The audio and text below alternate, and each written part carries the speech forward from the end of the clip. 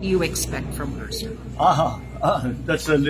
Those are two very different questions. What I want to hear from her is for her to lay out exactly how these POGOs became such a large.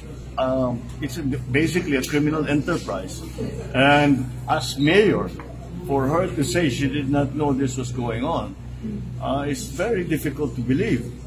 Because as a former local government executive, it seems impossible that an operation that is a few hundred meters away from my own office, na hindi ko alam yung nangyayari doon, illegal na ganitong kalaki na operation. Kaya sana maipaliwanag niya kung bakit hindi niya alam. At kung paano bilang isang mayor na hindi niya malaman kung ano yung nangyayari doon sa bayan niya na ganyang kalaki na problema. Tapos marami pa siyang kasagutin. Paano siya yumaman ng ganyan? Ba't ang dami-dami ng pera? Paano siya naging mayor na hindi naman sa kilala ng tiga doon? All of these things. All these questions have actually been asked by both the House and the Senate.